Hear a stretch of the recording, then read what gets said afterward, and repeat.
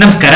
8ನೇ ತರಗತಿಯ ಸಮಾಜ ವಿಜ್ಞಾನ ವಿಷಯದ ಅಭ್ಯಾಸದಲ್ಲಿ ಕೇಳಿರುವಂತಹ ಪ್ರಶ್ನೋತ್ತರಗಳ ವಿಡಿಯೋಗೆ ನಿಮಗೆ ಸ್ವಾಗತ ಸುಸ್ವಾಗತ. ಈ ಒಂದು ವಿಡಿಯೋದಲ್ಲಿ ಅಧ್ಯಾಯ 5 ಸನಾತನ ಧರ್ಮ ಈ ಒಂದು ಅಧ್ಯಾಯಕ್ಕೆ ಸಂಬಂಧಿಸಿದಂತೆ ಅಭ್ಯಾಸದಲ್ಲಿ ಕೇಳಿರುವಂತಹ ಪ್ರಶ್ನೆಗಳನ್ನು ಉತ್ತರಿಸಿಕೊಂಡು ಬರೋಣ. ಈ ಒಂದು ವಿಡಿಯೋದಲ್ಲಿ ಬರುವಂತಹ ಪ್ರಶ್ನೆಗಳು 8ನೇ ತರಗತಿಯ ವಿದ್ಯಾರ್ಥಿಗಳ ಜೊತೆಗೆ ವಿವಿಧ ಸ್ಪರ್ಧಾತ್ಮಕ ಪರೀಕ್ಷೆಗಳಿಗೂ ಸಹ ಉಪಯೋಗಕಾರಿಯಾಗಿರುವಂತಹ ಪ್ರಶ್ನೋತ್ತರಗಳನ್ನು ಒಳಗೊಂಡಿರುವಂಥದ್ದಾಗಿರ್ತದೆ. ಪೂರ್ತಿಯಾಗಿರುವಂಥ ವಿಡಿಯೋನು ವೀಕ್ಷಿಸಿ ಹಾಗೂ ನಿಮಗೆ ಈ ವಿಡಿಯೋ ಇಷ್ಟ ಆದಲ್ಲಿ ಲೈಕ್ ಮಾಡಿ. ಇಲ್ಲಿ ಮೊದಲ ವಿಭಾಗದಲ್ಲಿ ಕೆಳಕಂಡ ವಾಕ್ಯಗಳನ್ನು ಸೂಕ್ತ ಪದಗಳಿಂದ ಪೂರ್ಣಗೊಳಿಸಿ, ಬಿಟ್ಟ ಸ್ಥಳಗಳನ್ನು ತುಂಬುವುದಕ್ಕೆ ಕೇಳಿರುವಂಥದ್ದಾಗಿದೆ. ಸೂಕ್ತವಾಗಿರುವಂಥ ಪದಗಳಿಂದ ತುಂಬಿರುವಂಥ ಉತ್ತರಗಳು ಇಲ್ಲಿರುವಂಥದ್ದಾಗಿದೆ. ಮೊದಲನೇ ಪ್ರಶ್ನೆ, ವೇದ ಶಬ್ದದ ಅರ್ಥ ಕೇಳಿರುವುದು. ವೇದ ಶಬ್ದದ ಅರ್ಥ ತಿಳುವಳಿಕೆ ಆಗಿರುವಂಥದ್ದು. ಇನ್ನು ಉಪನಿಷತ್ತು ಬಹುತೇಕವಾಗಿ ಡ್ಯಾಶ್ ಗುರು ಶಿಷ್ಯ ಸಂವಾದ ರೂಪದಲ್ಲಿ ಇರುವಂಥದ್ದು ಆಗಿದೆ. ಯಾವ ಒಂದು ಸಂವಾದ ರೂಪದಲ್ಲಿ ಇದೆ ಅಂದಾಗ ಗುರು ಶಿಷ್ಯರ ಸಂವಾದ ರೂಪದಲ್ಲಿ ಇದು ಇರುವಂಥದ್ದಾಗಿದೆ. ಮೂರನೇ ಪ್ರಶ್ನೆ, ವೇದಗಳ ಉಚ್ಚಾರ ಮತ್ತು ಉಪಯೋಗಕ್ಕಾಗಿ ರೂಪಿತವಾದ ಸಹಾಯಕ ವಿದ್ಯೆಗಳು ಡ್ಯಾಶ್ ಅಂತ ಕೇಳಿರುವಂಥದ್ದು ವೇದಾಂಗಗಳು ಆಗಿರುವಂಥದ್ದಾಗಿದೆ. ನಾಲ್ಕನೇ ಪ್ರಶ್ನೆ, ಭಾರತ ಶ್ರೇಷ್ಠ ಮಹಾಕಾವ್ಯಗಳು ರಾಮಾಯಣ ಮತ್ತು ಮಹಾಭಾರತಗಳಾಗಿರುವಂಥದ್ದು. ಐದನೇ ಪ್ರಶ್ನೆ, ಭಾರತೀಯ ತತ್ವಶಾಸ್ತ್ರದ ಆಧಾರ ಸ್ತಂಭಗಳು ಯಾವುವು ಅಂದಾಗ ದರ್ಶನಗಳು ಆಗಿರುವಂಥದ್ದಾಗಿದೆ. ಇನ್ನು ಎರಡನೇ ಭಾಗದಲ್ಲಿ ಸಂಕ್ಷಿಪ್ತವಾಗಿ ಉತ್ತರಿಸಿ ಅಂತ ಹೇಳಿ ಕೇಳಿರುವಂಥ ಪ್ರಶ್ನೆಗಳಿರುವಂಥದ್ದು.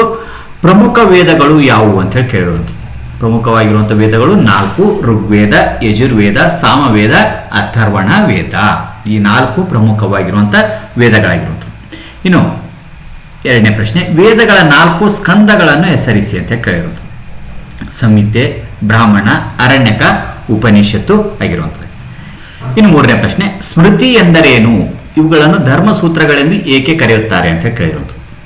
ಸ್ಮೃತಿ ಎಂದರೆ ಜ್ಞಾಪಿಸಿಕೊಂಡಿದ್ದು ಎಂದರ್ಥ. ಸಮಾಜದ ಅದರಲ್ಲಿ ವ್ಯಕ್ತಿಗಳ ದೈನಂದಿನ ಲೌಕಿಕ ಬದುಕಿನ ರೀತಿ ನೀತಿಗಳನ್ನು, ನಡೆ ನಿಯಮಾವಳಿಗಳನ್ನು ವಿಧಿಸುವ ಸ್ಮೃತಿಗಳನ್ನು ಧರ್ಮಸೂತ್ರಗಳೆಂದು ಕರೆಯುತ್ತಾರೆ. ಇನ್ನು ಮುಂದಿನ ಪ್ರಶ್ನೆ, ಪ್ರಮುಖ ದರ್ಶನಗಳು ಯಾವುವು? ನ್ಯಾಯ, ವೈಶೇಷಿಕ, ಯೋಗ, ಸಾಂಖ್ಯ, ಪೂರ್ವ ಮೀಮಾಂಸಾ, ಉತ್ತರ ಮೀಮಾಂಸಾ. ಇವು ಪ್ರಮುಖವಾಗಿರುವಂಥ ದರ್ಶನಗಳು ಆಗಿರುವಂಥದ್ದಾಗಿದೆ. ಇನ್ನು ಐದನೇ ಪ್ರಶ್ನೆ, ಪ್ರಮುಖವಾಗಿ ಎಷ್ಟು ಆಗಮ ಶಾಖೆಗಳಿವೆ? ಅವು ಯಾವುವು? ಪ್ರಮುಖವಾಗಿ 3 ಆಗಮ ಶಾಖೆಗಳಿವೆ. ಅವುಗಳೆಂದರೆ ವೈಷ್ಣವ, ಶೈವ, ಶಾಕ್ತ. ಇನ್ನು ಆರನೇ ಪ್ರಶ್ನೆ, ಸನಾತನ ಧರ್ಮದ ಸಂದೇಶವೇನು ಅಂತ ಹೇಳಿ ಕೇಳಿದ್ರು. ವಿಶ್ವದ ಎಲ್ಲಾ ಕಡೆಗಳಿಂದಲೂ ಒಳ್ಳೆಯ ಸಂಗತಿಗಳು ನಮ್ಮೆಡೆಗೆ ಹರಿದು ಬರಲಿ ಎಂಬುದೇ ಸನಾತನ ಧರ್ಮದ ಆಶಯವಾಗಿದೆ. ಈ ರೀತಿಯಾಗಿ ಈ ಒಂದು ಅಧ್ಯಾಯಕ್ಕೆ ಸಂಬಂಧಿಸಿದಂತೆ ಅಭ್ಯಾಸದಲ್ಲಿ ಕೇಳಿರುವಂತಹ ಪ್ರಶ್ನೆಯ ಉತ್ತರಗಳಾಗಿರುವಂಥದ್ದಾಗಿದೆ. ಈ ವಿಡಿಯೋ ನಿಮಗೆ ಇಷ್ಟ ಆದಲ್ಲಿ ಲೈಕ್ ಮಾಡಿ. ಇತರ ಒಂದು ವಿಡಿಯೋಗಳು ವೀಕ್ಷಿಸುವುದಕ್ಕಾಗಿ ಡಿಸ್ಕ್ರಿಪ್ಷನ್ ಬಾಕ್ಸ್ ನಲ್ಲಿ ಲಿಂಕ್ ಇರ್ತದೆ, ಕ್ಲಿಕ್ ಮಾಡಿ ವೀಕ್ಷಣೆ ಮಾಡಿಕೊಳ್ಳಬಹುದು. ಮತ್ತೆ ಭೇಟಿಯಾಗೋಣ. ಧನ್ಯವಾದ.